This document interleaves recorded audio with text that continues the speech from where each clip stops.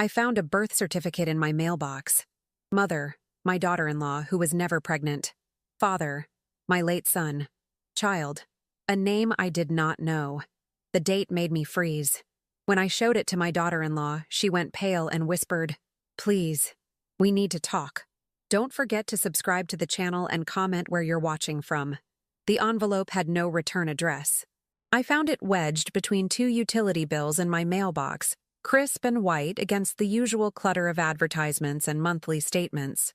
The paper felt expensive between my fingers, the kind that whispered of official business and government seals. At 63 years old, I've learned that unmarked envelopes rarely bring good news. My name was typed across the front in a sterile font. Zoe Mitchell. No street address, just my name. Someone had hand-delivered this. I carried it inside my farmhouse, the screen door banging shut behind me as autumn wind scattered leaves across the porch. The kitchen was warm, smelling of the apple bread I'd baked that morning. I set my reading glasses on the counter and opened the envelope with steady hands, though something in my chest had already begun to tighten. Inside was a single document. Official. Embossed. Unmistakable. A birth certificate from the state of Pennsylvania. The words swam before my eyes as I read them once, twice, 3 times, each reading making less sense than the one before. Mother, Louise Mitchell. Father, Derek James Mitchell. Child, Sophia K. Mitchell. Date of birth, July 18, 2023. Louise, my daughter-in-law. The woman who had married my son Derek 3 years before his death. Derek, my boy, my only child.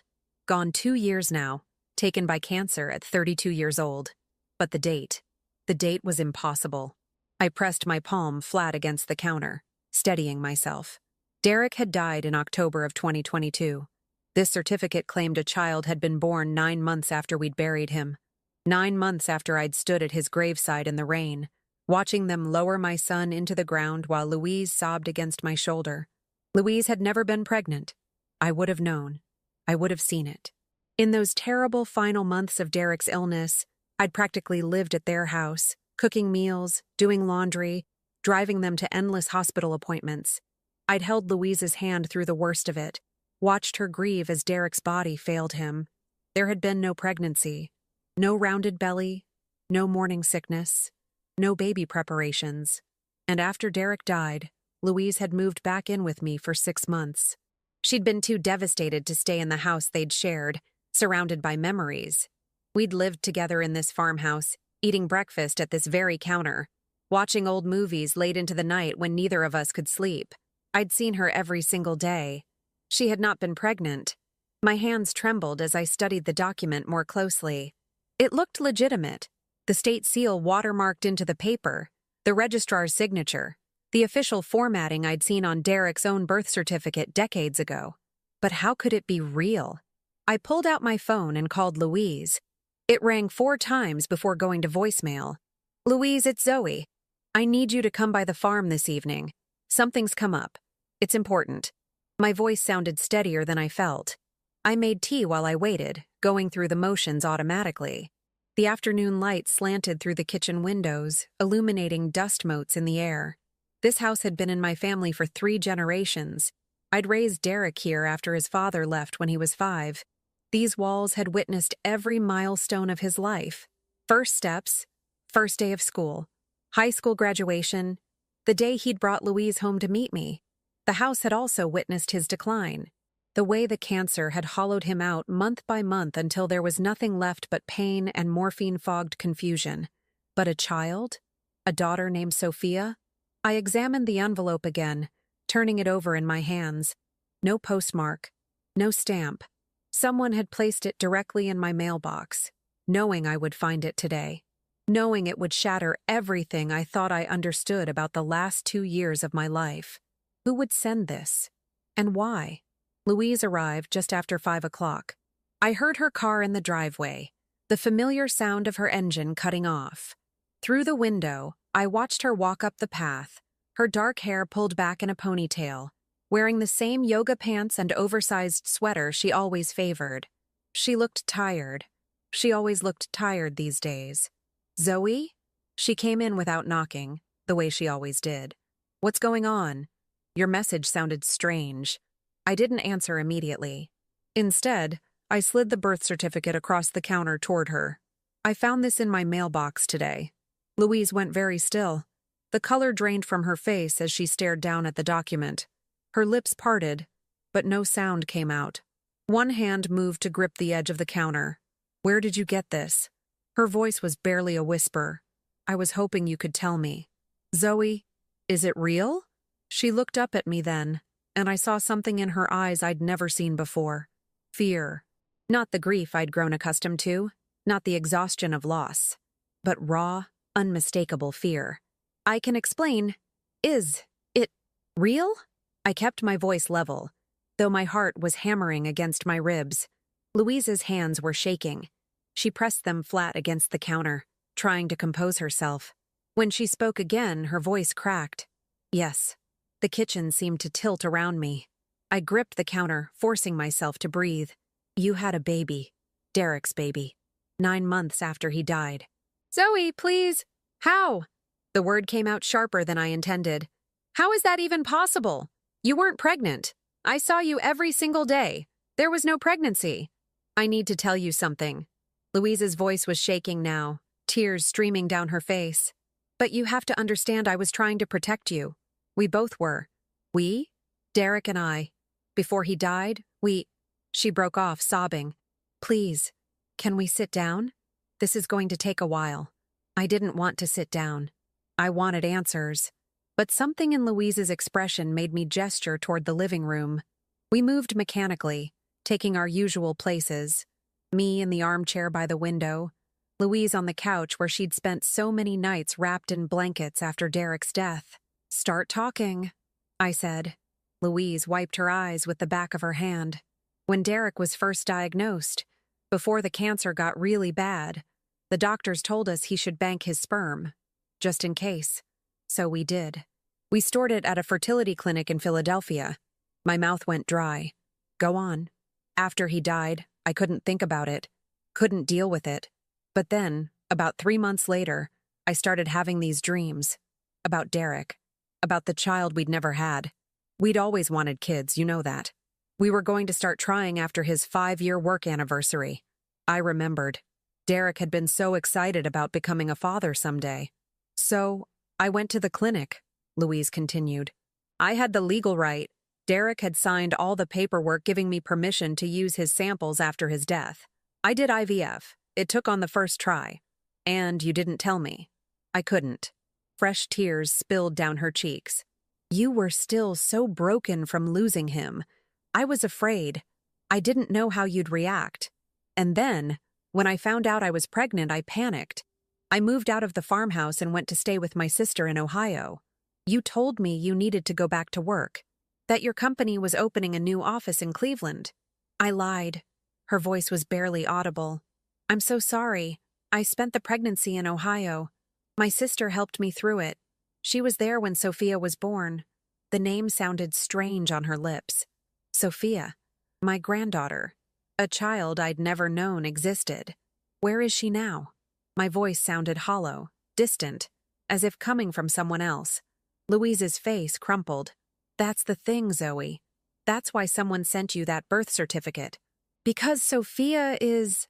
The doorbell rang, sharp and insistent. We both froze. Through the front window, I could see a dark sedan in the driveway. 2 people were standing on my porch, a man in a suit, and a woman with an official-looking badge clipped to her belt. Louise's face went white. Oh, no. No. Who are they? Zoe, listen to me very carefully. She grabbed my arm, her grip surprisingly strong. Those people are from Child Protective Services. They've been looking for Sophia for 3 weeks, and they think I did something to her. The doorbell rang again, longer this time, more insistent. What do you mean they've been looking for her? Louise, where is your daughter? Louise's eyes locked on mine, and in them I saw absolute terror. I don't know, she whispered. She disappeared. Someone took her, and they're trying to blame me. The knocking started, loud and official. A man's voice called out, Mrs. Mitchell, this is the Department of Child Services. We need to speak with you about Sophia Mitchell. Open the door, please. I looked at Louise, at the birth certificate on the coffee table between us, at the shadows lengthening across my living room floor. My son's child existed, and she was missing. I opened the door. The woman flashed her badge first. Joan Kendrick, Pennsylvania Department of Human Services. The man beside her was Detective Marcus Hayes from the state police. Both wore expressions I recognized from years of watching crime dramas, the kind that said they expected trouble. Mrs. Zoe Mitchell? Detective Hayes asked. Yes. We're looking for Louise Mitchell. Her last known address is registered here. Is she present? I could feel Louise's presence behind me, frozen in the living room. Every instinct told me to protect her, the way I'd protected Derek when he was young and afraid. But a child was missing. My grandchild. She's here. I stepped aside. Louise came forward slowly, her face pale but composed. She'd wiped away her tears, straightened her shoulders. I'm Louise Mitchell. Joan Kendrick's expression hardened. Mrs. Mitchell, we have a court order requiring you to produce your daughter, Sophia Mitchell, for a welfare check. You've missed 3 scheduled appointments with our office. Where is the child? I told you, I don't know. That's unacceptable. Detective Hayes moved his hand to rest on his belt, near his badge. A subtle gesture of authority. A 2-year-old doesn't simply vanish. You're the custodial parent. You're responsible for her whereabouts. I filed a missing person report 3 weeks ago. Louise's voice rose, cracking with desperation. I've been cooperating with the police in Ohio. I came back here because I hoped. Mrs. Mitchell, you left Ohio without informing the investigating officers. Joan Kendrick pulled out a folder from her briefcase. You crossed state lines with an active investigation. That's a problem. I felt my blood pressure rising. Wait, you're treating her like a criminal? Her daughter is missing. Shouldn't you be looking for the child? Detective Hayes turned his attention to me. And you are? I'm her mother-in-law, and apparently Sophia's grandmother, though I only learned of her existence about 10 minutes ago. His eyebrows rose. You didn't know about your granddaughter? No. Interesting. He exchanged a glance with Joan Kendrick that I didn't like. Mrs. Mitchell, Sr., when did you last see Louise? Yesterday. She came by for coffee. And she didn't mention her missing daughter? I didn't know she had a daughter to mention. The detective made a note on his phone. So Louise Mitchell kept her child secret from the family. Then the child disappears, and she continues to keep it secret for weeks. Does that strike you as the behavior of an innocent person? It strikes me as the behavior of someone terrified and alone. I crossed my arms. What exactly are you accusing her of? We're not accusing anyone of anything yet, Joan Kendrick said smoothly. We're trying to locate a missing child. Louise, you need to come with us to the station to answer some questions. Am I under arrest? Not at this time. But if you refuse to cooperate, I'll cooperate. Louise's voice was hollow. But I'm telling you, I don't know where Sophia is. Someone took her from my sister's house in Ohio. When I came back from the grocery store, she was gone. The back door was open. There was no sign of forced entry, no witnesses, nothing. Your sister says she doesn't remember you leaving that afternoon, Detective Hayes said, watching Louise's reaction carefully. She says you were acting strangely in the days before Sophia disappeared. Paranoid. Talking about people watching the house. Because someone was watching the house! Louise's hands clenched into fists. I saw a car parked across the street for 3 days straight. A dark blue sedan. When I tried to get the license plate, it drove away. Did you report it? The police in Ohio said I was being oversensitive. They said it was probably just a neighbor. Joan Kendrick closed her folder. Let's continue this conversation at the station. Mrs. Mitchell, you'll need to come now. Wait. I stepped between them and Louise. Does she need a lawyer? That's her right, certainly, Detective Hayes said, though it might look better if she cooperated voluntarily. The implication hung in the air like smoke. I'd watched enough news to know how this worked. Young mother, child disappears, no witnesses, questionable story. They'd already decided Louise was guilty. They were just building their case. Don't say anything without a lawyer present, I told Louise. Not one word. She nodded, her eyes brimming with tears again. They led her out to the sedan. I watched from the porch as they drove away, Louise's pale face visible through the back window. The moment they were gone, I went back inside and grabbed my phone. First call, my old friend Martha, whose daughter was a defense attorney in Pittsburgh. Second call, my nephew James, who worked in IT and knew how to find information quickly. Third call, Louise's sister in Ohio. Caroline, this is Zoe Mitchell. We need to talk about Sophia. The conversation was brief and troubling. Caroline claimed Louise had been unstable after Sophia's birth. Postpartum depression, she said. Sometimes Louise would forget to feed the baby.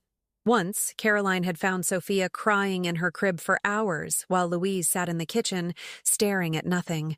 I wanted to call someone, Caroline said, but Louise begged me not to. She said she was getting help. She promised she'd be okay. Did you see anyone watching the house? A blue sedan? No, but Louise kept talking about it. She'd check the windows constantly. She changed the locks twice. Zoe, I think she was having some kind of breakdown. I hung up feeling sick. This was worse than I'd thought. I spread the birth certificate on the kitchen table and studied it again. Something about it nagged at me. The paper quality was right. The seal looked authentic. But why had someone sent it to me anonymously? If this was a legitimate document, it would be in the state database. Louise could have shown it to me any time. So why the mysterious delivery? I took a photo of it and texted it to James. Need you to verify if this is real. Official state database. Can you check? His response came quickly. That's illegal, Aunt Elle. A child is missing. Give me an hour. While I waited, I went through Louise's room upstairs. She'd been staying here for the past week, claiming she needed space to think. Now I wondered what she'd really been doing. The room was neat, almost obsessively so. Her clothes hung in precise order in the closet. The bed was made with hospital corners. But in the nightstand drawer, I found something that made my breath catch. A burner phone. It was cheap, the kind you buy at gas stations with prepaid minutes. I powered it on. There were no contacts saved, but the call history showed dozens of outgoing calls to a single number over the past 3 weeks. All of them under 2 minutes long. None of them answered. I dialed the number on my own phone. It rang once, then disconnected. I tried again. Same thing. The third time, a automated voice informed me the number had been disconnected. My phone buzzed. James. Aunt Elle, that birth certificate is real. It's in the state database, filed July 20th, 2023. But here's the weird part. It was filed by a lawyer named Richard Ashford, not by Louise or the hospital. And get this, Richard Ashford specializes in estate law and adoptions. Why would an estate lawyer file a birth certificate? No idea, but there's more. Louise filed a petition in family court last month. She's trying to access Derek's estate. I sat down hard on Louise's bed. What estate? Derek barely had anything. His medical bills ate through his savings. According to the court filing, Derek had a life insurance policy worth $300,000. Louise claims she's entitled to it as his widow, and now as the mother of his only child. $300,000. I'd known about the insurance policy. Derek had taken it out when he married Louise, naming her as the beneficiary. But after he died, the insurance company had refused to pay out, claiming some technicality about pre-existing conditions. Louise had been devastated. We'd both given up on ever seeing that money. Now suddenly she was back in court fighting for it. James, who's contesting the claim? That's the interesting part. The opposing party is listed as Estate of Derek J. Mitchell, represented by executor. Aunt Elle, who's the executor of Derek's estate? My mouth went dry. I am. Then why is someone using your name to fight Louise in court? I heard a sound downstairs. Footsteps. Someone was in my house.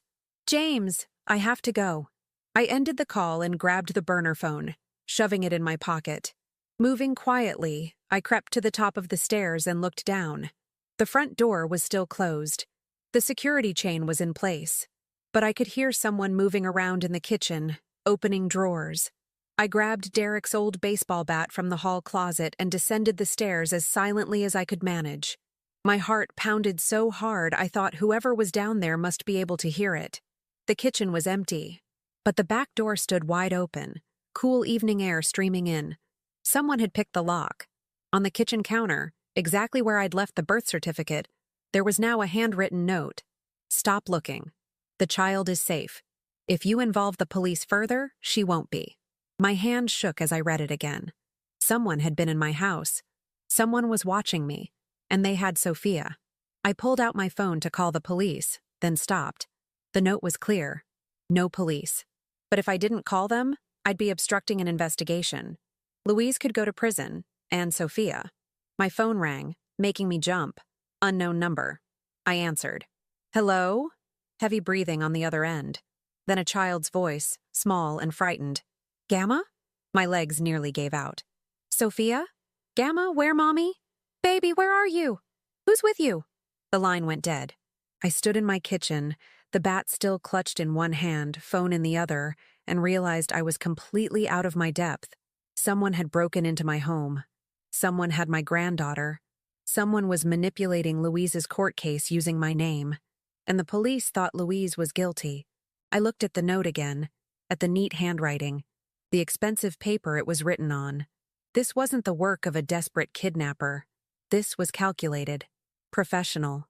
Someone wanted that insurance money, and they needed Sophia to get it. My phone buzzed with a text from an unknown number. You have 48 hours to withdraw the estate claim. Tell no one. We'll be in touch with instructions. I didn't sleep that night. Instead, I sat at my kitchen table with every document I could find related to Derek's death, Louise's life, and the mysterious estate claim. The threatening note lay in front of me like a coiled snake. The burner phone sat beside it, silent and accusing. 48 hours to withdraw an estate claim I'd never filed. At 3 a.m, I called the defense attorney Martha had recommended. Victoria Rodriguez answered on the second ring, her voice alert despite the hour. Ms. Rodriguez, I'm sorry to call so late. Martha told me to expect your call. Tell me everything. I did. The birth certificate, the missing child, Louise's arrest, the break-in, the phone call from Sophia, the threatening note. When I finished, there was a long silence. Mrs. Mitchell, this is much more complex than a simple custody case. We're looking at kidnapping, extortion, possible fraud. The first thing I need to know is, did you file any claim against Louise regarding Derek's estate? Absolutely not. I didn't even know there was an estate to claim. The insurance company denied the policy 2 years ago. Then someone forged your signature on legal documents? That's a felony. We need to get ahead of this before— No police, I interrupted. They said they'd hurt Sophia. Mrs. Mitchell, Zoe, listen to me. Professional kidnappers don't hurt children. Children are their leverage, but you can't negotiate with them alone. I need to find out who's really behind this. I looked at the note again. Can you get Louise released? I can try, but the state is holding her on suspicion of child endangerment. Without Sophia to prove she's safe, and with her sister's testimony about postpartum depression, Victoria's voice trailed off. It's not good. Louise's story about someone watching her, the paranoia, it plays into their narrative that she harmed Sophia. She didn't harm her. I heard Sophia on the phone. She's alive. Can you prove that call happened?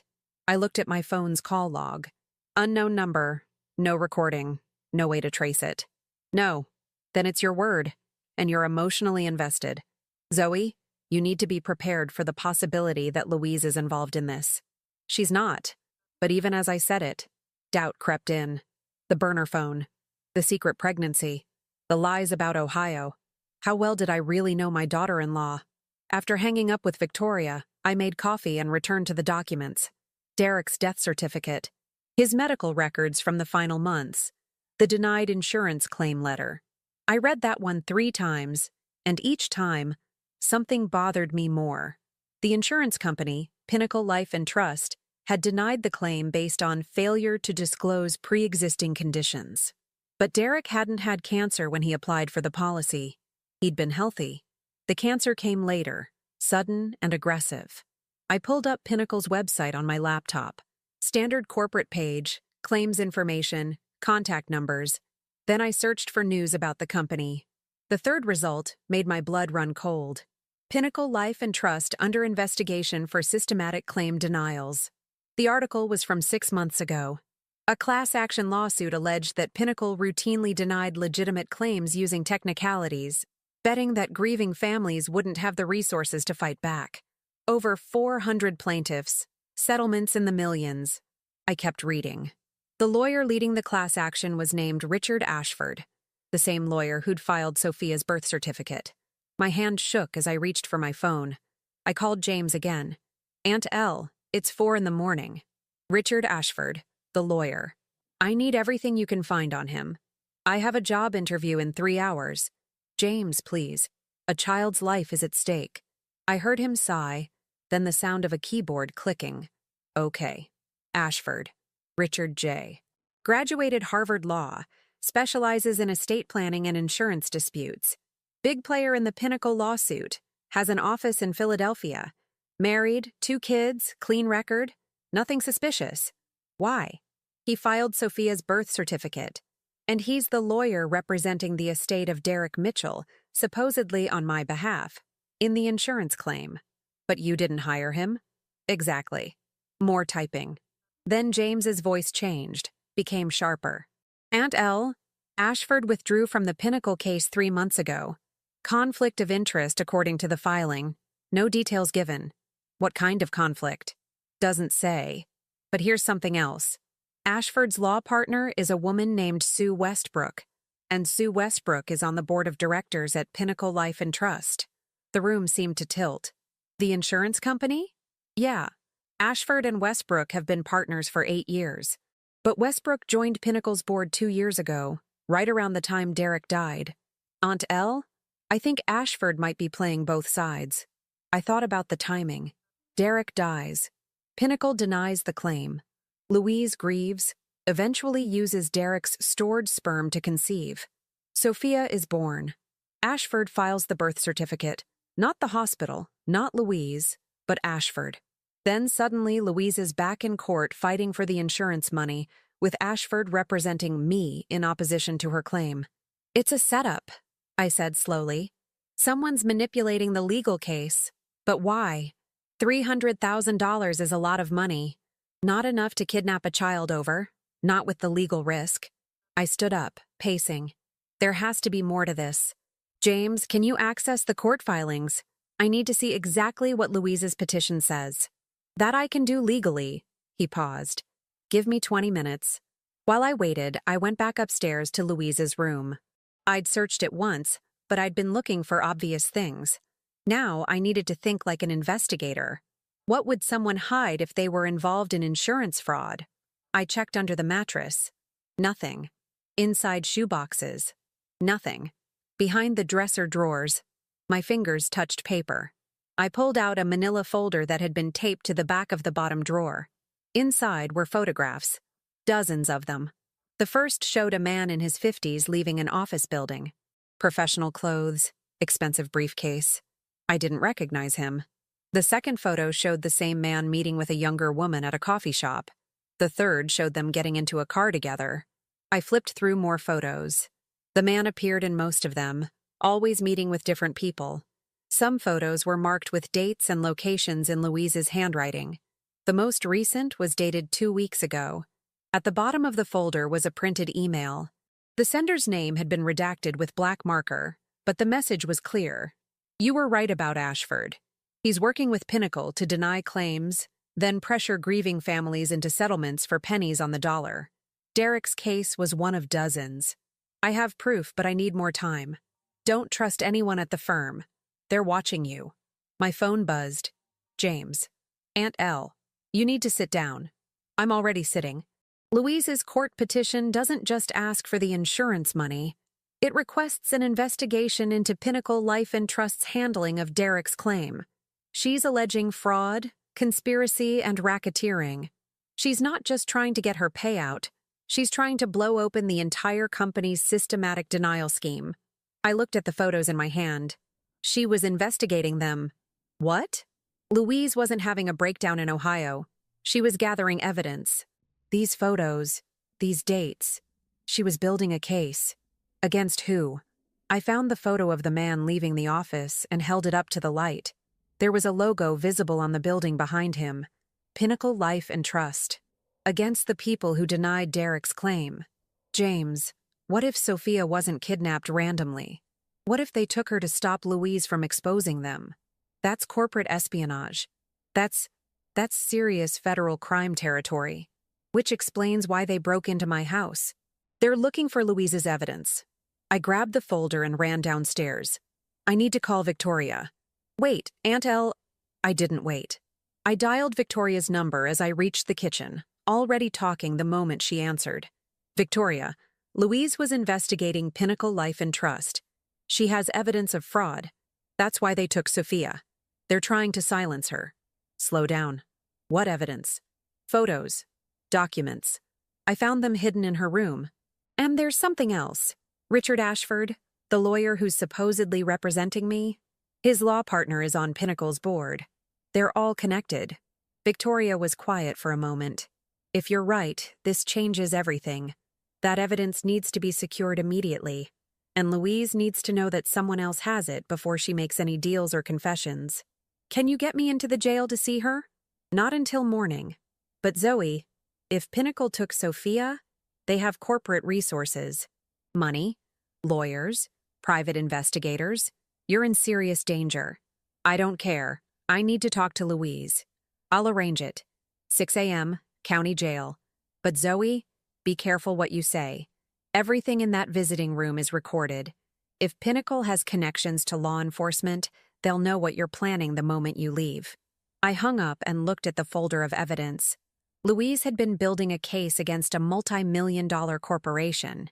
A corporation that had already shown it was willing to systematically defraud grieving families. What wouldn't they do to protect themselves? My back door opened. I spun around, heart hammering. A woman stood in the doorway, professionally dressed despite the early hour. Late 40s, perfect makeup, expensive suit. She looked at me with cold calculation. Mrs. Mitchell, I apologize for the intrusion. She stepped inside without invitation. My name is Sue Westbrook. I believe you have something that belongs to my company. Richard Ashford entered behind her, the man from Louise's photographs. Get out of my house. I'm afraid I can't do that. Sue smiled, but it didn't reach her eyes. You see, your daughter-in-law has been making some very serious allegations, false allegations, and we need to ensure that certain misunderstandings don't complicate what should be a simple insurance matter. You kidnapped a child. We're protecting corporate interests. She nodded to Ashford, who moved toward me. Now, you're going to give us those photographs and any other documentation Louise accumulated during her little investigation. And you're going to withdraw from Derek's estate case. If you do this, Sophia will be returned unharmed. I don't believe you. You should. Sue's voice turned icy.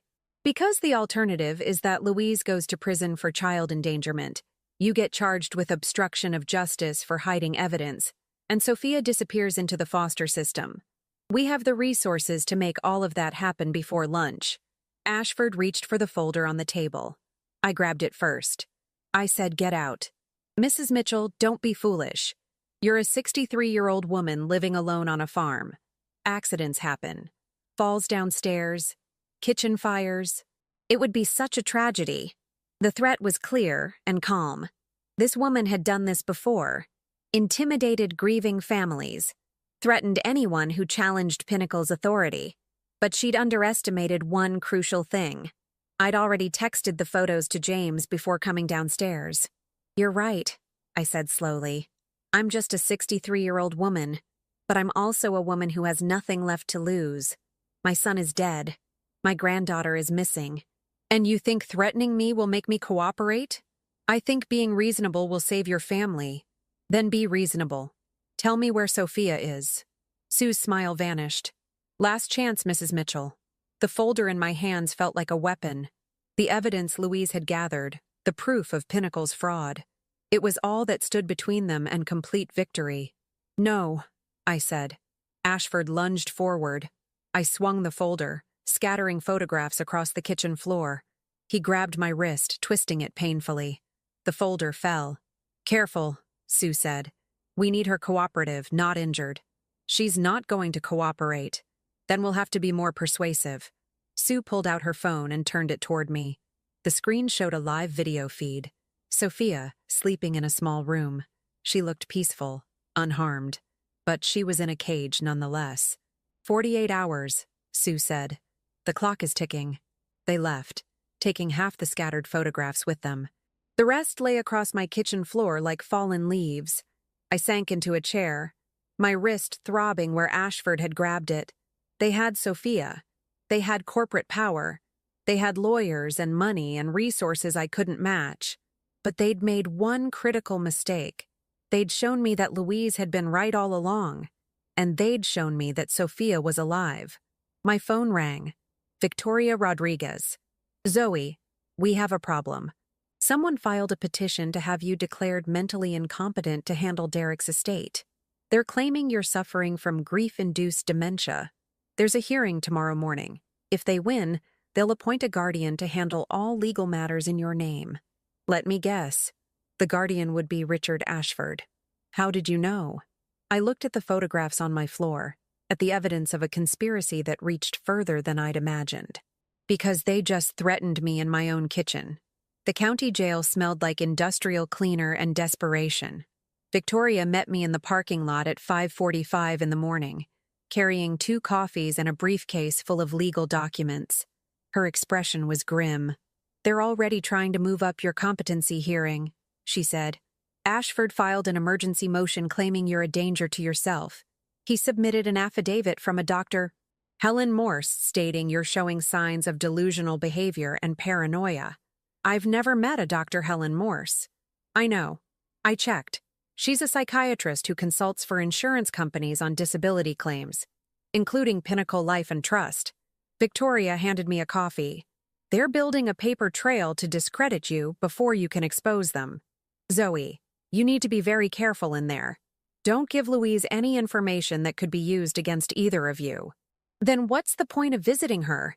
You need to tell her you're on her side, that you believe her, because right now, Louise thinks she's alone.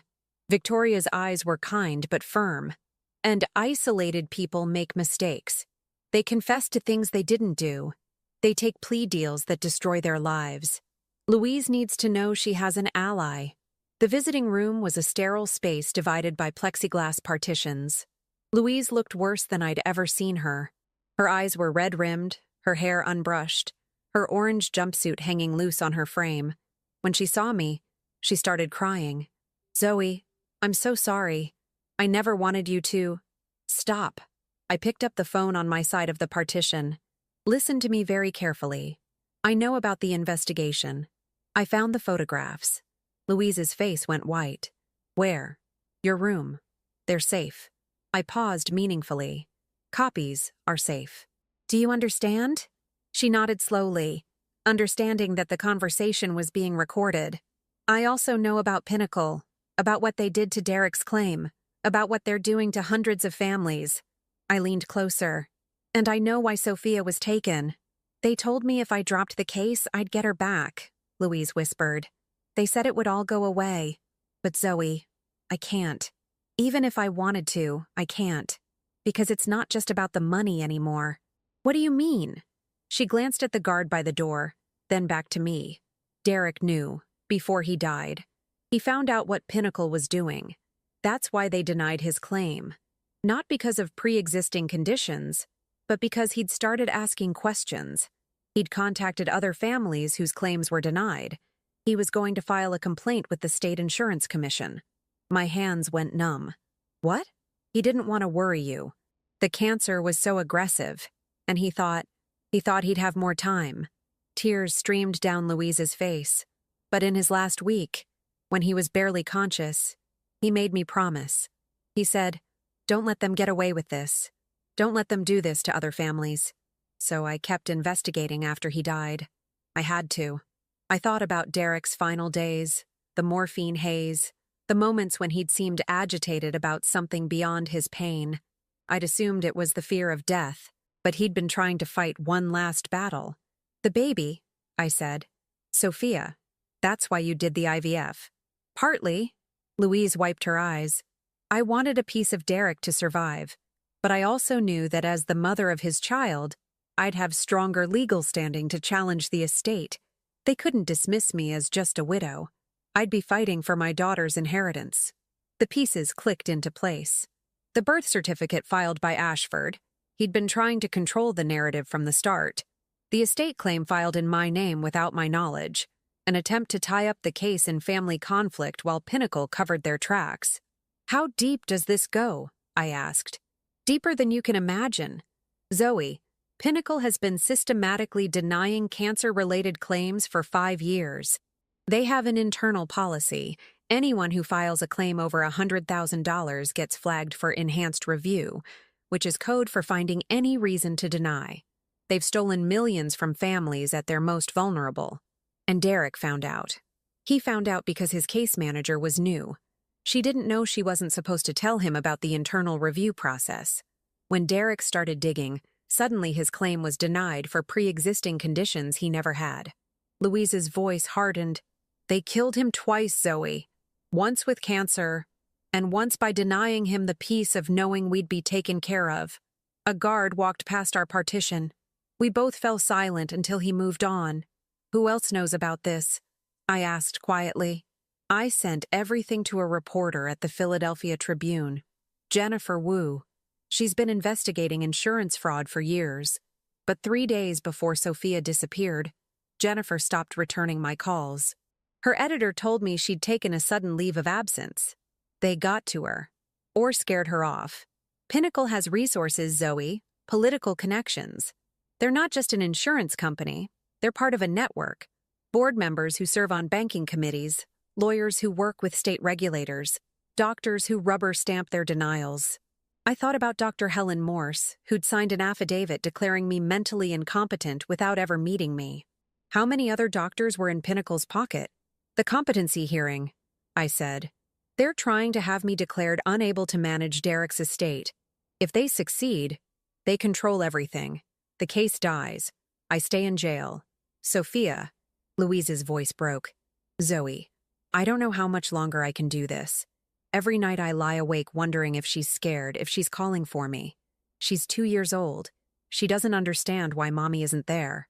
I heard her voice, I said. On the phone. She called me Gamma. Louise's eyes widened. She remembered you? But you've never met her. I showed you pictures, remember?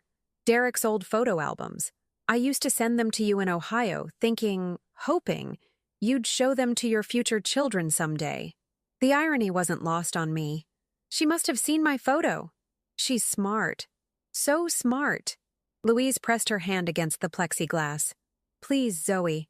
Please find her. I don't care what happens to me, but Sophia, nothing is going to happen to you. Or Sophia. Or me. I kept my voice steady. But I need you to tell me everything. Every piece of evidence you gathered. Every person you talked to. Every connection you made. Louise glanced at the clock on the wall. We don't have much time. They only gave us 15 minutes. Then talk fast. She did. For the next 10 minutes, Louise laid out an intricate web of corruption. Pinnacle's CEO, Marcus Thornton, had spent 20 years building the denial infrastructure. Claims adjusters were given bonuses for denying claims. Doctors who questioned the company's medical reviews found themselves no longer on the approved list. Lawyers who took on Pinnacle cases faced legal harassment and resource depletion. Endless motions, postponements, and appeals designed to exhaust them financially. Richard Ashford was supposed to be different, Louise said. He was leading the class action lawsuit. I thought he was one of the good guys. But 3 months ago, everything changed. He started stalling, missing deadlines. The lawsuit lost momentum. Then I found out about his partnership with Sue Westbrook. How did you find out? Someone sent me an anonymous email. A whistleblower from inside Pinnacle. They said Ashford had been compromised, that he was now working to sabotage the lawsuit from within. Louise leaned closer. Zoe, that whistleblower is the key to everything. They have access to Pinnacle's internal communications, proof of the denial policies, evidence of payoffs to doctors and lawyers. But I don't know who they are. They only contacted me through encrypted email.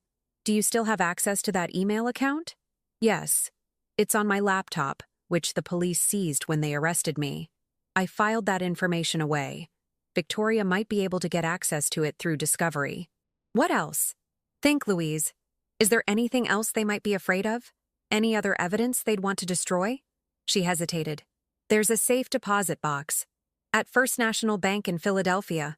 I put copies of everything there. Photographs, documents, recorded phone calls with Pinnacle representatives. The key is... She stopped herself, eyes darting to the camera in the corner of the room.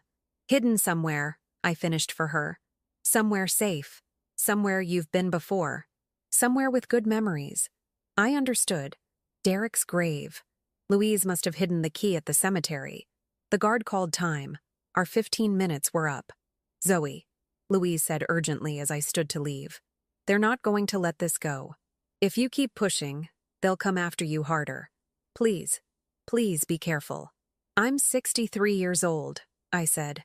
I've survived raising a child alone, watching my son die, and 2 decades of running a farm through droughts and floods. I'm not afraid of corporate lawyers. But as I left the jail, my hands were shaking. Victoria was waiting by her car. How did it go? She's innocent, and we need to get to a cemetery. What? I explained about the safe deposit box key. Victoria's expression grew more troubled with each word. Zoe, if we retrieve that key, we're tampering with evidence in an active investigation. Louise's laptop is in police custody. The encryption key to her email might be considered. I don't care about legal technicalities right now. My granddaughter is being held hostage by people who've proven they're willing to destroy lives. I understand. But you need to understand the position you're putting yourself in. If we move forward with this, you're going to be painted as obsessed, possibly delusional. The competency hearing becomes much easier for them to win. Let them try. Victoria studied me for a long moment. You know what? I believe you, and I'm going to help you. But first, we need backup. What kind of backup? The kind with subpoena power and federal jurisdiction. She pulled out her phone. I have a contact at the FBI. He specializes in corporate fraud. If even half of what Louise says is true, this is a RICO case. Organized crime in business suits. Will he believe us? I don't know, but we're about to find out. We drove to a coffee shop in downtown Harrisburg. Victoria's FBI contact was already waiting. A man in his 40s with tired eyes and the cautious demeanor of someone who'd seen too many cases fall apart. Special Agent Charles Jones listened to our story without interrupting. When I finished, he sat back and rubbed his face. Let me see if I have this straight. A major insurance company is systematically defrauding claimants, and when one woman starts investigating, they kidnap her child to silence her. They've compromised lawyers, doctors, and possibly law enforcement. And you want me to open a federal investigation based on photographs and the word of a woman who's currently in jail for child endangerment? Yes, I said simply. Do you have any idea how insane that sounds? Yes, but it's true. Agent Jones pulled out his tablet. Sue Westbrook. Tell me about her. Victoria and I exchanged glances. Then I began describing the woman who'd threatened me in my kitchen. As I talked, Agent Jones typed rapidly, his expression growing darker. What? I asked when I finished. What is it? Sue Westbrook is on our radar. She's been connected to 3 other insurance companies that were investigated for fraud. Each time the investigation stalled. Witnesses recanted. Evidence disappeared. She's very good at making problems go away. Then you believe us? I believe you're in danger. He closed his tablet. Mrs. Mitchell, I can't open an official investigation without more evidence, but I can look into this quietly. Unofficially. If there's a whistleblower at Pinnacle, I need to find them before Westbrook does. How long will that take? I don't know. Days. Maybe weeks. I don't have weeks. I checked my watch. 36 hours until the competency hearing. Less than that until Pinnacle's deadline. Agent Jones's expression softened. Then you need to be very careful. Westbrook doesn't make empty threats. If she said accidents happen, she meant it. We left the coffee shop with nothing but promises of unofficial investigation. It wasn't enough. Not nearly enough. Victoria drove me back to the farm. As we pulled into the driveway, she put a hand on my arm. Zoe, I need to ask you something. And I need you to be honest. Are you prepared for what might happen? Even if we expose Pinnacle, even if we find Sophia, Louise still kept her pregnancy secret from you. She still lied for 2 years. She put herself and her daughter in danger by investigating a powerful corporation. Are you prepared to forgive that? I looked at my farmhouse, the home where I'd raised Derek, where I'd held him as he took his last breath, the place where I'd believed I'd spend my remaining years in quiet grief. I'm prepared to do whatever it takes to protect my family, I said, even if my family kept secrets from me. Inside the house, I found another envelope waiting on the kitchen table. Same expensive paper as before. My hands trembled as I opened it. Inside was a single photograph of Sophia, awake now, holding a newspaper with today's date, proof of life. But her eyes were red from crying. Below the photograph, a note. Tomorrow, 3 p.m. Withdraw the estate claim at the courthouse. Come alone. Final warning. My phone rang immediately. Unknown number. I answered. Sue Westbrook's cold voice filled my ear. I hope we understand each other now, Mrs. Mitchell. This has gone on long enough. Tomorrow, you will go to the courthouse. You will sign the withdrawal papers. You will tell the judge you were mistaken, that you realize now Louise has every right to Derek's estate. You will apologize for any confusion your grief may have caused. And if I don't, then Sophia's body will be found in a tragic accident, an unsecured swimming pool perhaps, or a fall down basement stairs. Children are so fragile. My vision blurred with rage. You're threatening to murder a child. I'm explaining consequences. You have 24 hours to make the right choice. The line went dead. I stood in my kitchen, the photograph of Sophia clutched in my hand, and realized I was truly alone. Agent Jones couldn't help me officially. Victoria was bound by legal ethics. Louise was in jail. And I was an old woman facing a corporation with unlimited resources and no conscience. But they'd made one crucial mistake. They'd shown me exactly what they were willing to do, which meant I no longer had to play by any rules at all. I didn't go to the cemetery that night. Instead, I made 3 phone calls and took a very long drive. The first call was to James. I need you to do something that might get you in trouble. Aunt Elle, listen, Louise's laptop is in police custody. I need you to find out where, and I need to know if anyone's tried to access her encrypted email account. That's obstruction of justice. A child's life is at stake. Will you help me or not? There was a long pause. Then, what exactly do you need? Access logs. Just tell me if anyone's tried to break into that email in the last 24 hours. I can do that without touching evidence. Give me 2 hours. The second call was to Martha. I need to know if you still have your late husband's recording equipment, the surveillance system he used for the farm association meetings. Zoe, what are you planning? Something either very smart or very stupid. I'll let you know which after tomorrow. The third call was to Agent Jones's number. I didn't expect him to answer at 8 o'clock at night, but he picked up on the first ring. Mrs. Mitchell, I'm going to the courthouse tomorrow to sign the withdrawal papers. That's probably wise. Let them think they've won, and I'm not finished. I'm going to the courthouse, but I'm not signing anything. I'm going to make them expose themselves. That's a terrible idea. It's the only idea I have. I took a breath. Agent Jones, you said you needed evidence. Real, concrete evidence of Pinnacle's fraud. I'm going to get it for you. But I need you to be ready to move the moment I do. Mrs. Mitchell, you're talking about putting yourself in danger. I'm already in danger. They've threatened my granddaughter. They've imprisoned my daughter-in-law. They've tried to have me declared incompetent. What more can they do to me? They can kill you. Then you'd better make sure you get there in time. I hung up before he could argue. The drive took me 2 hours, through darkening countryside to a small town I hadn't visited in 15 years. The house on Maple Street looked exactly as I remembered it. Modest, well-kept, with a garden full of late-season chrysanthemums. I knocked on the door. An elderly woman answered, her face creasing into surprise and then delight. Zoe Mitchell? Good grief. I haven't seen you since Derek's funeral. Hello, Lucille.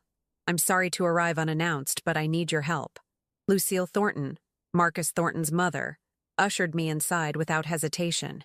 I'd known Lucille for 40 years. We'd served together on the county library board, organized fundraisers for the volunteer fire department, judged pie contests at the state fair. Her son's transformation from idealistic young insurance agent to corrupt CEO had broken her heart. "I know why you're here," she said as she made tea. "I've been following the news. That poor girl in jail, the missing baby. And Marcus." Her voice broke. "Zoe, my son has become someone I don't recognize." "When did it start?" "About 6 years ago. He came home for Christmas and everything seemed fine. But then I started noticing things. The expensive suits, the political donations, the way he'd get phone calls and step outside, speaking in hushed tones." Lucille sat down heavily. "Last year, he asked me to sign some papers, legal documents making him the trustee of his father's estate. I refused. We haven't spoken since." "Lucille, I need to know if you have any documentation. Anything that shows what Pinnacle has been doing." "Better than that." She stood and walked to a bookshelf, removing a leather-bound photo album. Behind it was a manila envelope. "Marcus doesn't know I have this. He left his laptop here during Christmas 2 years ago. I shouldn't have, but I was worried about him. So I looked." She handed me the envelope.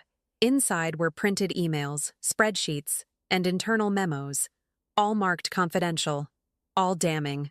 My hands shook as I read through them. Denial quotas, bonus structures for claims adjusters who rejected the most cases, a memo from Marcus himself outlining strategies to minimize payout exposure by aggressive application of policy exclusions. "Why didn't you go to the authorities?" I asked. "He's my son." Lucille's eyes filled with tears. "I kept hoping he'd change, that he'd remember the man his father raised him to be. But then I saw the news about Louise Mitchell and her missing daughter, and I realized, he's not going to change. He's only going to get worse. These documents could put him in prison." "I know." She met my eyes steadily. "Do what you need to do, Zoe. Save that child. Stop my son before he hurts anyone else." I left Lucille's house with the envelope and drove straight back to the farm, arriving just after midnight. James was waiting on my porch. "Aunt Elle, where have you been? I've been calling." "Did you get the information?"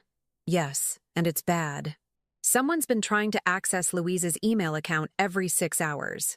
Professional attempts. They're using sophisticated password-cracking software.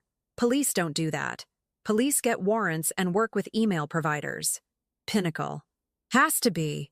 They're looking for something specific. Probably the identity of the whistleblower." James pulled out his laptop. "But here's the thing. Louise set up her encryption well. They haven't broken in yet. They've got maybe another 12 hours before they crack it. Then we need to move faster than that." I showed him Lucille's envelope. "Can you digitize these? Make multiple copies? Send them to secure locations?" His eyes widened as he flipped through the documents. "Aunt Elle, this is prosecution-level evidence. Where did you get this?" "From a mother who loves her son enough to stop him." We spent the next 3 hours scanning documents, creating encrypted backups, and sending files to multiple email accounts. James sent copies to Agent Jones, to Victoria Rodriguez, to his own secure servers, and, at my instruction, to Jennifer Wu at the Philadelphia Tribune. "Even if she's been scared off, her editor will know what to do with these," I said. By 3 in the morning, we'd finished. James left, and I finally allowed myself to feel the exhaustion, but I couldn't sleep. At dawn, I drove to the cemetery. Derek's grave was in the oldest section, under a maple tree. Someone had left fresh flowers recently. Louise, I assumed, before her arrest. I knelt beside the headstone and ran my fingers through the grass at its base. The key was there, wrapped in plastic and buried shallow. Safe Deposit Box 247, according to the small tag attached to it. I pocketed the key and sat back on my heels, looking at my son's name carved in granite. "I'm going to finish this, Derek," I whispered. "I'm going to do what you couldn't, and I'm going to bring Sophia home." The wind rustled through the leaves above me, and for just a moment, I let myself believe it was his answer.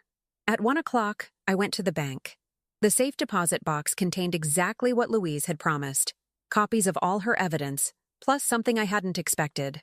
A flash drive labeled, "For Zoe, if anything happens to me." I plugged it into my phone using an adapter. The drive contained a video file. Louise's face appeared on screen, recorded weeks ago based on the date stamp. Zoe, if you're watching this, something has gone very wrong.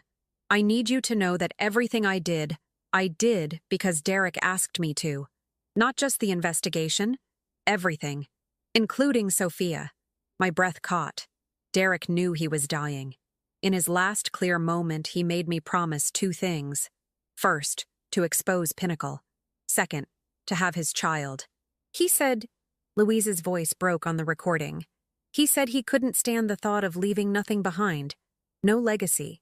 No continuation. He wanted part of him to survive, to grow up, to live the life he couldn't. Tears streamed down my face. I know you're angry I kept it secret, but Derek made me promise not to tell you until the investigation was over. He didn't want you involved, didn't want you at risk. He said, Mom's already losing me. Don't make her lose anything else. Louise wiped her eyes. But if you're watching this, then I've failed. And you're involved whether we wanted you to be or not. So I'm asking you to do what I can't. Finish this. Bring Sophia home. Make sure Derek's sacrifice meant something. The video ended. I sat in my car outside the bank and cried for the first time since Derek's funeral. Cried for my son, who'd spent his final days trying to protect his family. Cried for Louise, who'd carried out his wishes even when it cost her everything. Cried for Sophia, who'd never know her father. Then I dried my eyes, straightened my shoulders, and drove to the courthouse. It was 2:30 when I arrived. The competency hearing was scheduled for 3 o'clock in Judge Morrison's chambers. I went early, carrying a briefcase full of documents. Sue Westbrook was already there, along with Richard Ashford and 2 other lawyers I didn't recognize. They looked confident, victorious. Mrs. Mitchell, Sue said smoothly, I'm glad you've come to your senses. Where's Sophia? Sign the papers first, then we'll discuss the child's return. That's not how this works. Sue's smile thinned. You're not in a position to negotiate.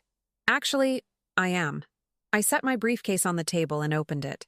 You see, I've spent the last 18 hours doing something you didn't expect. I've been gathering evidence. We have the evidence, Ashford said dismissively. Dr. Morse's psychiatric evaluation, testimony from concerned family members about your erratic behavior. I mean evidence against you. I pulled out the first document, Lucille's envelope. Internal memos from Pinnacle Life and Trust outlining systematic claim denials. Bonus structures rewarding fraud. Emails from Marcus Thornton himself approving illegal practices. The color drained from Sue's face. Then there's Louise's investigation. I pulled out the flash drive. Photographs, recorded phone calls, documentation of 57 cases where Pinnacle deliberately defrauded cancer patients and their families. That's stolen. It's evidence, and it's been sent to the FBI, the State Insurance Commission, and the Philadelphia Tribune. I checked my watch. 10 minutes ago, it's also been uploaded to a secure server that will automatically release everything to major news outlets if I don't enter a password every 12 hours. The room went silent. You're bluffing, Sue said, but her voice wavered. Am I? I pulled out my phone and placed it on the table. Let's find out. I have Agent Charles Jones of the FBI on speed dial. Would you like me to call him? Or would you prefer to call this off and return Sophia immediately? Richard Ashford stood up. This is absurd. You're a grieving widow having a breakdown. I'm a woman who's tired of being underestimated. I turned to Sue. You made a critical error. You assumed that because I'm 63, because I live alone, because I lost my son, that I would be easy to intimidate. But you forgot something important. What's that? I have nothing left to lose. You can't threaten me with exposure. I'm exposing myself willingly. You can't threaten me with legal action. I've already committed to this path. And you can't threaten Sophia anymore. Because the moment anything happens to her, all of this evidence becomes public automatically.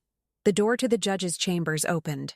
Judge Morrison entered, followed by 2 people who made Sue Westbrook's confident demeanor crack completely.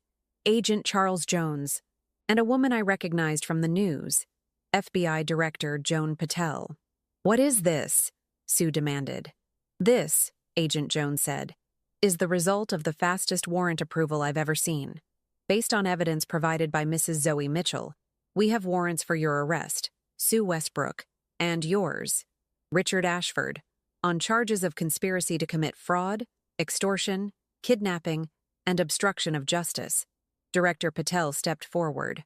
We also have teams moving on 14 other Pinnacle executives right now. This investigation has been ongoing for 2 years, but we couldn't build a case until we had someone brave enough to come forward. Mrs. Mitchell provided the final pieces we needed. "This is insane," Sue said, but she was already backing toward the door. "You have no proof."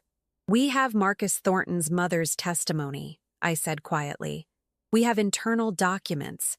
We have Louise's investigation. And we have something else you didn't count on." I pulled out one final document, the email Louise had received from the anonymous whistleblower, the one with the redacted sender. "I know who your whistleblower is," I said, "and they're ready to testify."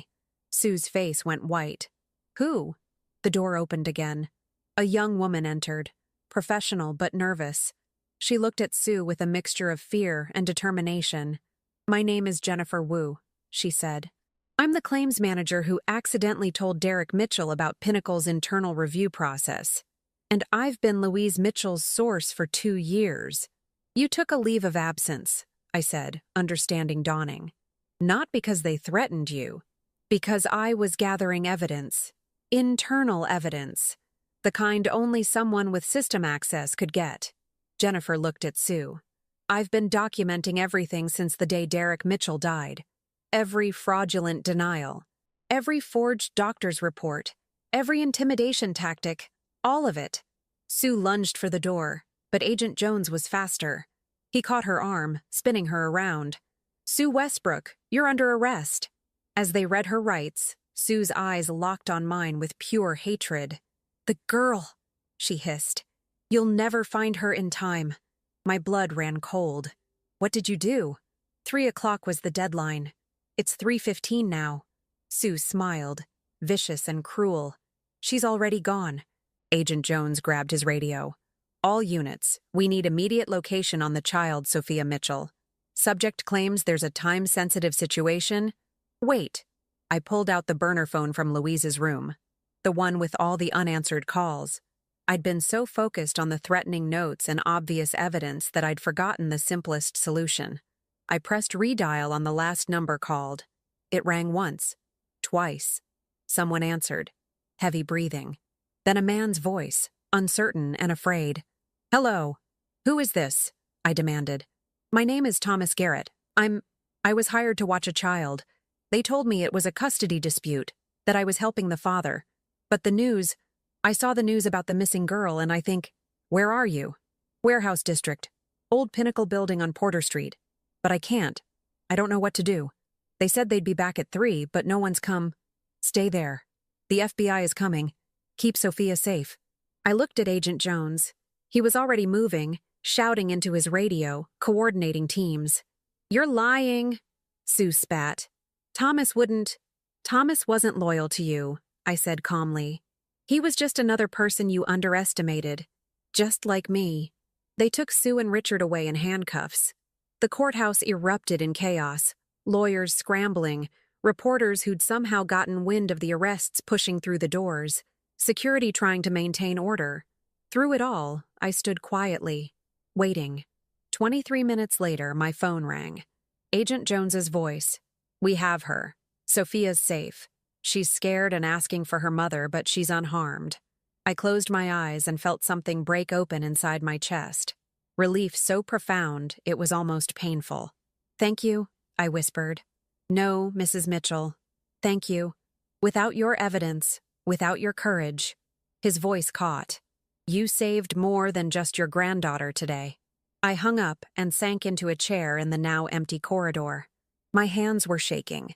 My heart was racing. But for the first time in 2 years, since the moment Derek died, I felt something other than grief. I felt hope. The hospital room smelled like antiseptic and hope. Sophia sat on Louise's lap, tiny arms wrapped around her mother's neck, refusing to let go. Louise was crying. We all were. But these were different tears. Relief. Joy. The kind of emotion that comes when you've stared into darkness and found your way back to light. I stood in the doorway, not wanting to intrude on their reunion.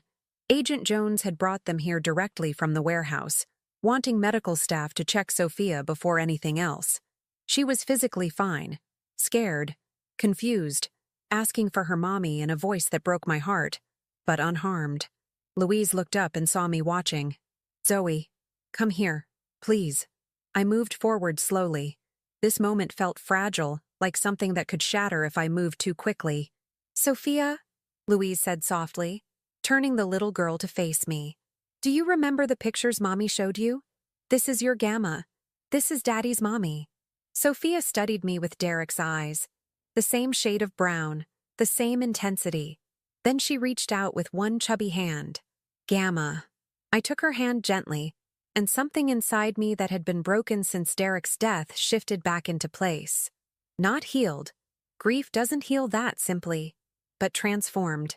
This was my son's daughter, his legacy, the part of him that would grow and live and carry forward. "Hello, sweet girl," I whispered. "I'm so glad to finally meet you." Sophia pointed at my silver necklace, the one Derek had given me for my 50th birthday. "Pretty. Your daddy gave me this. Would you like to see it?" She nodded solemnly. I unclasped the necklace and let her examine it, her small fingers tracing the delicate chain. Louise watched us with an expression I couldn't quite read. "Zoe, I'm so sorry," she said quietly. "For everything. For the lies. For keeping Sophia from you. For—" "Stop." I looked up from Sophia to meet Louise's eyes. "You did what Derek asked you to do. You protected his daughter. You fought to expose the people who hurt him. You were braver than anyone should have to be. But I should have trusted you. Should have told you from the beginning. Maybe." I sat down in the chair beside the bed. Or maybe Derek was right. Maybe if I'd known, I would have tried to stop you. Tried to keep you safe instead of letting you fight.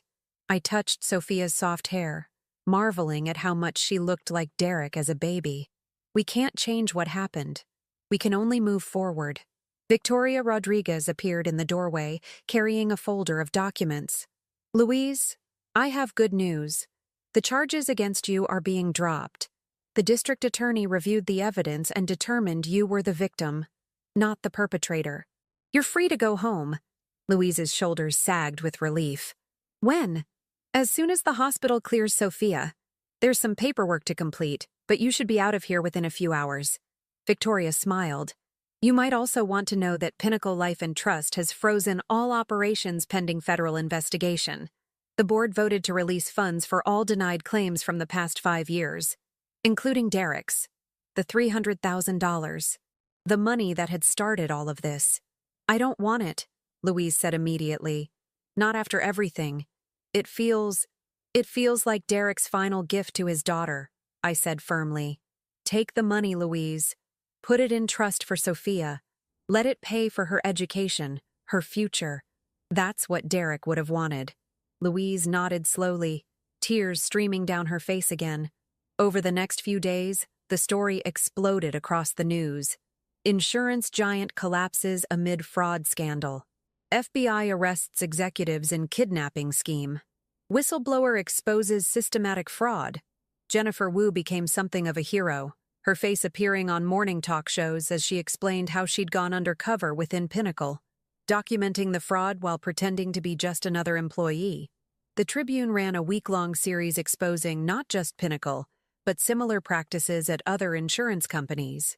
Lucille Thornton gave one interview, her face drawn with sorrow, explaining that sometimes loving your child means holding them accountable for their actions. Marcus Thornton was arrested trying to flee to the Cayman Islands. His bail was denied. Sue Westbrook refused to speak without her lawyer present. Richard Ashford rolled on his co-conspirators immediately, providing detailed testimony in exchange for a reduced sentence. Thomas Garrett, the warehouse guard who'd had second thoughts, was granted immunity in exchange for his testimony about how Pinnacle had recruited him. Through it all, I stayed at the farm with Louise and Sophia. Louise was hesitant at first, asking if she was imposing, if I really wanted them there. I told her the truth. The house had been too quiet for too long. It needed the sound of a child's laughter. It needed life. Sophia adapted quickly, the resilience of children never ceasing to amaze me. She explored the farmhouse with wide-eyed wonder, discovering treasures in every corner. Louise found Derek's old toy box in the attic, and Sophia spent hours playing with the wooden blocks her father had once stacked as a boy. But there were hard moments, too. Nights when Sophia woke up crying, calling for her mommy, afraid she'd disappeared again. Moments when Louise would stare out the window, lost in dark thoughts about what might have happened.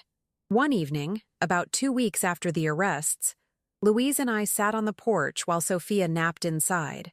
The autumn air was crisp, the sky streaked with orange and pink as the sun set over the fields. "I need to tell you something," Louise said quietly, "about the investigation, about why I really kept it secret from you. You already explained. Derek didn't want me involved. That's part of it. But there's more." She twisted her hands in her lap. "When Derek died, I was angry, furious. At the cancer, at Pinnacle, at a universe that would take someone so good so young. And that anger, it consumed me. I wanted revenge, Zoe. Not justice. Revenge." I waited, letting her find the words. The pregnancy, the investigation, all of it. I told myself I was doing it for Derek, to honor his wishes. But really, I was doing it for me. Because I needed to hurt the people who'd hurt us. She looked at me, her eyes haunted.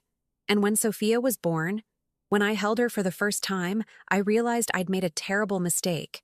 I'd brought a child into the world not out of love, but out of anger. And I didn't know how to tell you that. "Did you love her?" I asked. "Once she was here, did you love Sophia?" "From the first moment." Louise's voice broke. "That's what made it worse. I loved her so much, and I'd created her for the wrong reasons. How do you live with that?" I thought about my own journey with Derek, the way I'd raised him alone after his father left, pouring all my love and fear and hope into one small person. The mistakes I'd made, the times I'd been too protective or not protective enough. "Louise, there's no such thing as perfect reasons for having a child. We all bring our own damage, our own fears, our own unfinished business into parenthood. What matters is what you do after. How you love them, how you protect them, how you show up day after day, even when it's hard." I reached over and took her hand. "You showed up, even when it meant fighting a corporation that could destroy you, even when it meant losing your freedom. You showed up for Sophia. I lost her, though. I let them take her. And you fought to get her back. That's what she'll remember when she's older. Not the fear, but the fact that you never stopped fighting." I squeezed her hand. "You're a good mother, Louise. Derek chose well." We sat in companionable silence as darkness fell over the farm. Inside, I could hear Sophia stirring, her small voice calling for her mama. Louise stood to go to her, but paused. "Thank you, Zoe. For everything. For believing me. For fighting for us. For—" her voice caught. "For being the grandmother Sophia deserves." After she went inside, I stayed on the porch, watching the stars emerge one by one. My phone buzzed with a text from Agent Jones. "Trial date set for next spring. Prosecution expects guilty pleas from most defendants. Your testimony will be crucial. How are you holding up?" I typed back, "I'm good. Taking care of my family." The next morning, Victoria came by with more paperwork. The estate was finally settled. The insurance money would be placed in trust for Sophia, with Louise as trustee and me as backup.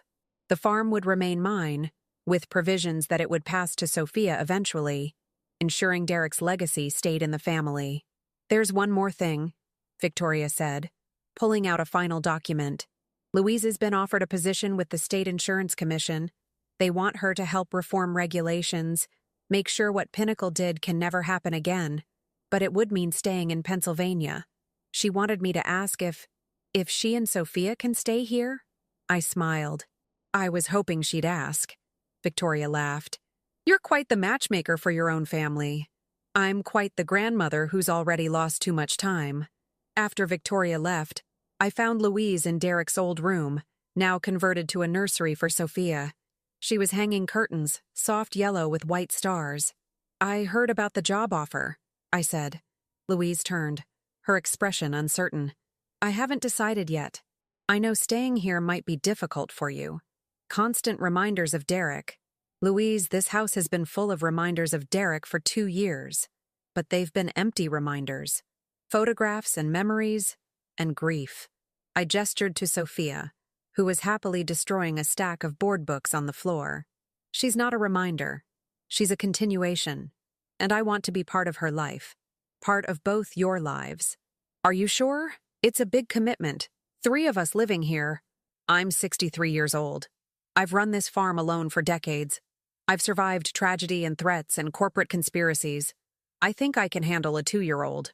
I sat down on the floor beside Sophia, who immediately climbed into my lap. Besides, someone needs to teach her about her father. Show her the tree he used to climb, the creek where he caught his first fish, the spot in the attic where he used to hide when he was supposed to be doing chores. Louise smiled through tears. He hid in the attic? Every Saturday morning for 2 years. Drove me crazy. I bounced Sophia gently on my knee. Your daddy was stubborn and clever and brave. Just like your mommy. Just like you're going to be. Sophia grabbed my necklace again. She'd become fascinated with it, and I unclasped it, fastening it around her tiny neck. It hung absurdly long, but she beamed with delight. Pretty, Gamma. Very pretty. And someday when you're older, I'll tell you all about the man who gave it to me. Your daddy who loved you before you were even born. That evening, the 3 of us had dinner together at the farmhouse table, the first of what would become countless family meals. Louise made spaghetti. Sophia managed to get more sauce on her face than in her mouth, and I laughed more than I had in years. After dinner, while Louise gave Sophia a bath, I walked out to the back field. The sun was setting again, painting the sky in brilliant colors. I'd come out here every evening since Derek died, talking to him in the quiet, asking him questions I knew he couldn't answer. Tonight was different. I met her, Derek, I said to the twilight. Your daughter. She's beautiful and smart, and she has your eyes. Louise is raising her well. You'd be so proud. The wind rustled through the cornstalks, carrying the smell of autumn and endings and new beginnings. She's going to know you. I promise you that. She'll know about your courage, your fight for justice, your love for your family. She'll know that you spent your last days trying to make the world better, trying to protect people who couldn't protect themselves. I wiped my eyes. And she'll know that you loved her enough to make sure she'd exist, even when you couldn't be here to raise her. I stood there until the stars came out, feeling Derek's presence in the way I always had on this land, not as a ghost, but as a foundation, something solid and true that everything else was built upon. When I returned to the house, Louise and Sophia were reading a bedtime story in the living room. I paused in the doorway, watching them. 3 generations of family, connected by loss and love and resilience. Louise looked up and smiled. Come join us? I settled into my chair, and Sophia immediately abandoned her mother to climb onto my lap, bringing the book with her. Read, Gamma. So I read. A story about a brave little girl who went on adventures. And as I read, I realized this was its own kind of adventure, rebuilding a family from fragments, finding hope in the aftermath of tragedy, learning that endings are also beginnings. The farm had witnessed Derek's entire life. Now it would witness Sophia's. The rooms that had echoed with emptiness were filling again with laughter and tears and the beautiful chaos of family. I was 63 years old. I'd lost my son, fought a corporation, exposed a conspiracy, and discovered a granddaughter I never knew existed. I'd learned that age doesn't mean weakness, that grief doesn't mean surrender, and that wisdom comes not from avoiding hard things, but from facing them with courage. Looking at Sophia's face as she listened to the story, her eyes growing heavy with sleep, I understood something Derek had known all along. Life continues. Love continues.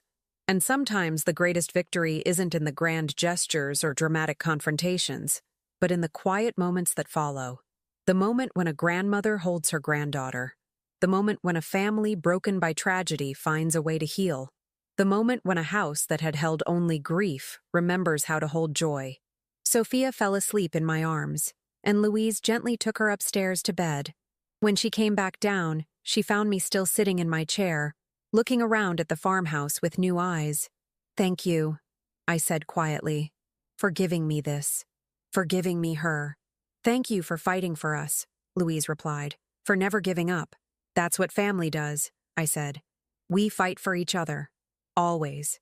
And sitting there in the home that had raised my son, that would now help raise my granddaughter, I finally understood what Derek had been trying to give me with his dying wish. Not just a continuation of his life, but a reason to continue mine. Now tell me, what would you have done if you were in my place? Let me know in the comments. Thank you for watching. And don't forget to check out the video on your screen right now. I'm sure it will surprise you.